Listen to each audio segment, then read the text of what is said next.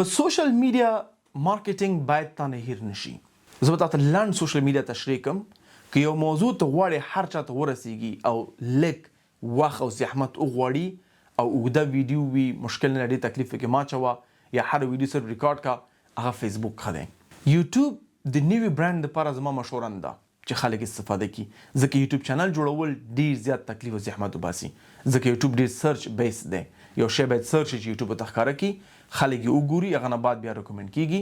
لیکن فیسبوک ریکمنډیشن بیس دی. یو شی ته جوړ کا، مختلف شان کسان ته ښکاره کوي، چې کسانو لږ زره انټرست ښکاره کو، کلیک کو، ویل دله، نو بیا نور کسان ته ښکاره کوي په هغه پروفایل باندې کوم کسان چې مخکې لیدلی دی. انسټاګرام هم لګژوري پراپرټي کارز دې شیانو دپاره ښه دی.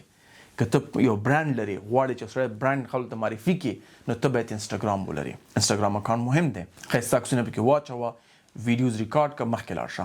ټیک ټاک هم د ایکسپوژر دپاره ښه دی چې ته یو وړوکی ویډیو ریکارډ کړې، ټیک ټاک درته وایرل ځي، میلیون کسان یې ګوري، حتما هلته مختلف کسان تا سره تماس نیسي چې ستا کور نیسم یا ستا موټر په کرا نیسم، ځکه تا زه په دې فکر بزنس ایکسپینډ کړی دی، اوس برانډینګ طرف ته روان یې او برانډ ته جوړې.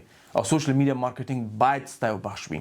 بل د ایمیل مارکیټینګ هم ډیر مهم دی چې کوم کسان تا سره راځي، لارې پیدا کا، یا سروې یا فیډبیک یا بل دوی نه ایمیل نه واخله، هغه ایمیل له ځان سره سټور کا.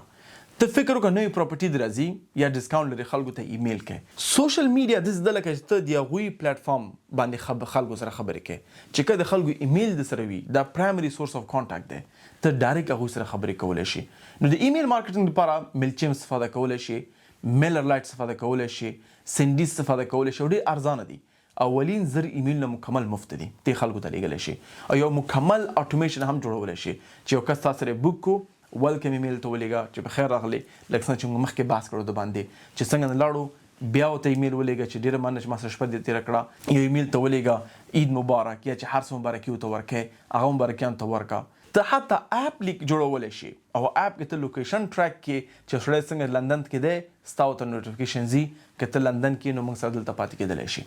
یعنی ډیر زیات سټراټیجیان شته دی چې ته استفاده کې، لیکن ځان باید هیڅکله محدود نه کړي. یولرنا کې هم ته کولی شي بایټس اپلوډ کړي، او زموږ سټراټیجي هم دا ده چې موږ ستا ویډیو فار یو پیج ته اچو، ټول خلک ګوري چې انټرست زیات همداسې نور هم خلکو ته ښکاره کولی شو.